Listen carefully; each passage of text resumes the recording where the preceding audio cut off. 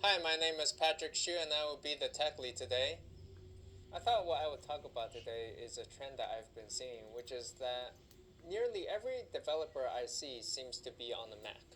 And there's a good reason for this. And so the question I hope to answer for you in this video is, if you're getting into programming and you're looking at getting a new computer or laptop, which laptop should you get, Mac or PC? And the short answer is I think you should probably go for a Mac. And let me tell you why.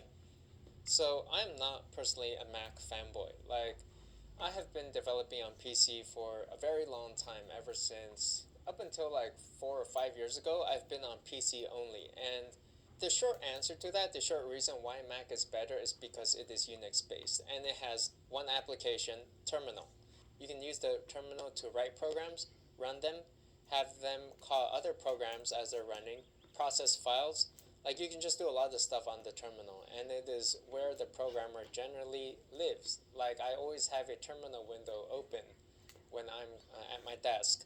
I can use the terminal to connect into other computers and start running programs and doing things on other computers. So the terminal is a very important part of a programmer's life. And the Mac has native support for this terminal based on Unix. Windows also has a terminal, it's called the command prompt. And the problem with this Windows command prompt is it's based on MS-DOS, which is a language that very few people are actually using or running on, except for Microsoft. These days, many web servers, backends, database servers, they're all based on Unix. And so, for a programmer, in order to gain that expertise in being able to work on web servers and database servers and all these backend systems, it helps them if they also work on a similar Unix environment on their home computer, so they only need to learn one environment. The Windows MS-DOS command prompt, I'm not even sure if many people bother to try to understand how to use it. Like, most Windows users probably aren't going into MS-DOS to do anything. Even if it is capable of doing some things, the language is just so obtuse and difficult to use. Now, on Windows, it is possible to actually get a Unix-like terminal through emulation. So, for myself, I would always set up this program Cygwin, and it makes a lot of things workable. The problem with Cygwin is you always have to update it. It's not really native. A lot of things don't really work well with it. Like, if you're trying to install a program or something, sometimes you run into hiccups and some things just plain don't work. Now, to Microsoft's credit, they recently released something called Windows Subsystem for Linux. And I would highly recommend checking this out if you're on Windows. It's in Windows 10, I believe. And it's essentially a Unix based terminal for Windows. So, from what I've read, the Windows subsystem for Linux is pretty decent. Like, it can get you set up and it can run a lot of stuff. So, if you're a student, then yeah, this will do it probably. But for a lot of professional developers, you'll see that a lot of the Silicon Valley engineers, they're all carrying MacBooks because this Windows subsystem for Linux was released only recently. It is still an emulation that's going to be a little bit slower than normal, but I think it's a pretty good step. Now, I also wanted to talk about my story.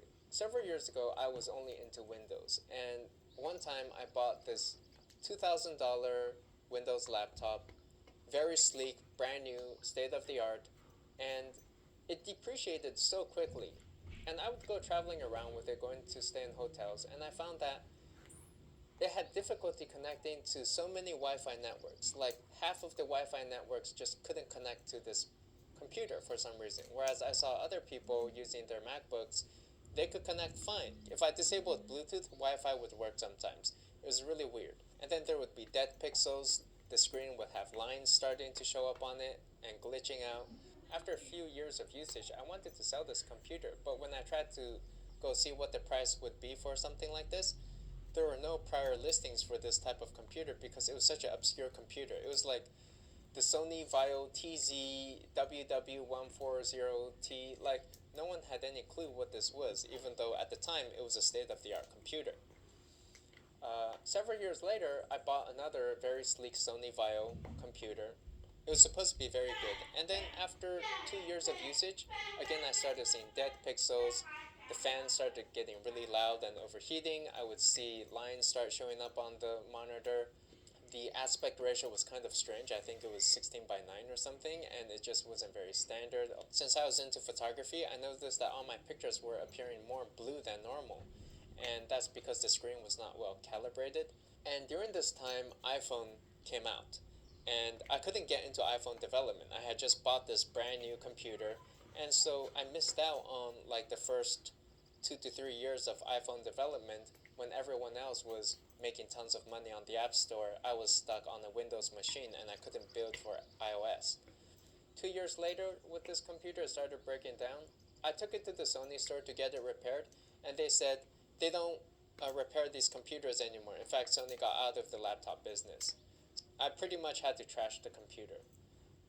It was completely ridiculous. You don't hear about these stories with MacBooks. Everyone knows what the MacBooks are. They're very reliable. The screen color is well tuned.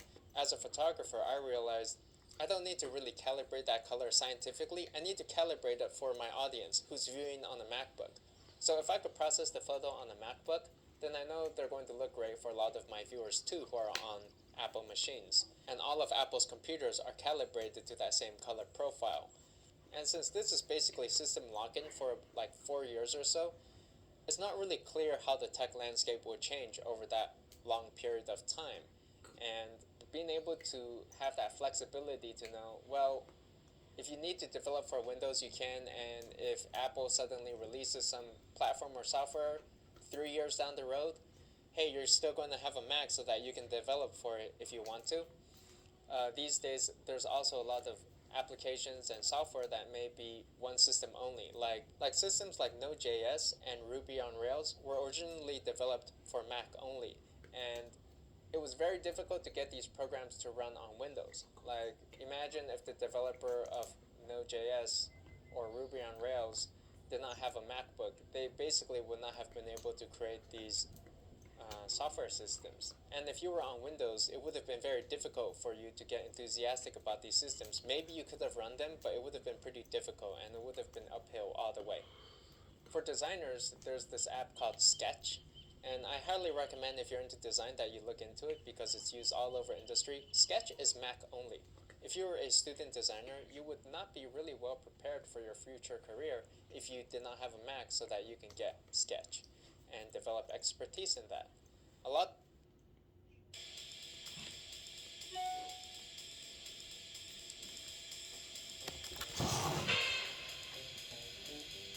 When the stakes are high. A lot of front-end web developers are running MacBooks so that they can easily run Node.js, Ruby on Rails, all the Node package managers, Brew package managers. Like, a lot of these frameworks are built with Mac users in mind. And for backend developers, like if you're into database systems or getting into site reliability engineering, system administration, you're going to want to have a very strong Unix, Linux background.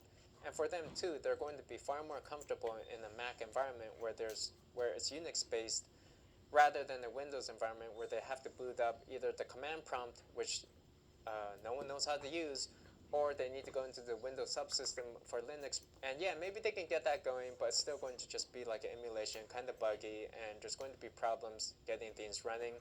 So what we have are mobile iOS engineers are on Mac because they need to be. Designers are going to be on Mac. Backend engineers are going to be on Mac, and front-end engineers are going to be on Mac. Like if you're an Android or Java engineer, it's kind of your pick. But these days, I would say a lot of mobile developers are also going into backend code. That they're trying to be more cross-platform. They may even be learning some iOS code because you need iOS, backend, and Android to be able to ship a complete product these days. So even Android Java developers, I think, still get some benefit of being in a Unix Mac environment and just having that flexibility to switch over to learn some iOS if they wanted to. I would say that the one place you really need Windows is if you're doing .NET or game programming. A lot of those are done in Visual Studio, and even though Mac has Visual Studio as well, the native environment for these developers is going to be on Windows. Everything is just going to work better, and but even for that, I would say like if you want to, you can get a MacBook and dual boot into Windows, and then you can do your .NET or game programming when you want to. But I think that just the overall flexibility of environments is really nice to have. You may be thinking, well, I want a Windows PC so that I can play all my games. That's actually probably a negative for Windows computers. Like maybe it's better that there are less games on Mac so that you actually sit down and focus on work more. Now beyond all that, there are other reasons that a MacBook is preferable in my opinion.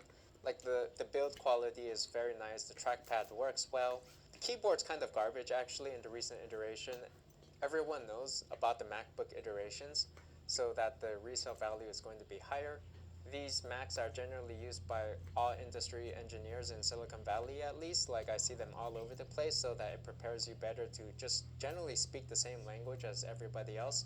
The screen is nice, it's very high resolution, so when you're really slogging through some bug in the middle of the night and there's problems everywhere in your code, it's just a little bit more inspiring for yourself when you know that you're working on a good machine that you can feel good about instead of working on a garbage machine that's not really working well and it was kind of cheap and it's slow and the fan starts humming up and there's dead pixels on the screen.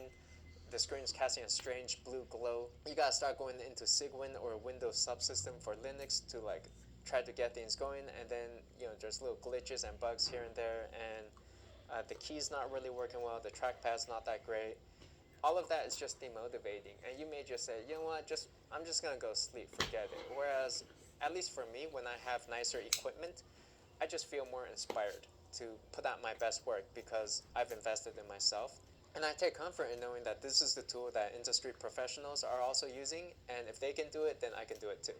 Now, if you're on Windows, that's not to say it's terrible. I think Windows can do pretty much everything that Mac can do with a little bit more work. And even though this video makes it seem like Windows is garbage, it's really not, and I've used Windows a long time. I've even thought yeah, maybe if I get another computer, I might go back and take a look at Windows again, just because they have that Windows subsystem for Linux system now that makes things bearable. Maybe. Probably not, actually. I don't think I could go back to Windows. But it's cheaper. Now, all that said, I would not go rush out and buy a Mac right now. As of June 2018 at least, Apple has not updated their line of Macs in a year. So if you buy a computer now, you're basically using technology that is a year old, and you're not going to be getting the best bang for your buck in terms of CPU or memory. Computers are a long-term investment. They will last you at least 2 years and maybe even 4. And you don't want to cripple yourself over those 4 years. And I think that you don't know what the future will bring if you think you may become an iOS developer or Mac developer or get into front-end development or get into design. In the end though, I would say that really both Windows and Mac are very capable things. If you really want that terminal, you can still set it up. You get SSH and PuTTY or Cygwin and Windows subsystem for Linux, and you can SSH into a remote Unix machine. And that's what I have been doing for a while. It takes a little bit more time to set up. You may need to get a web hosting server that's running Unix so that you actually have an environment where you can run these tools. Once you get that environment set up where you can SSH into a Unix machine, and that might be a remote web server, then you'll pretty much be set up to do a lot of your backend database work, front-end work using JavaScript, Node.js, package managers, Ruby on Rails, PHP, Python, all that good stuff. So yeah, it's really all workable, but I hope that this video kind of helps answer the question of why when you go to conferences, you see all the developers seem to be carrying MacBooks. Well, it's just a nicer experience overall. Anyway, don't let me tell you what to do or what to buy. I'm not your dad, so let me know what you think in the comments. Give it a like and subscribe, and I will see you next time. So the first thing I did was I went to these websites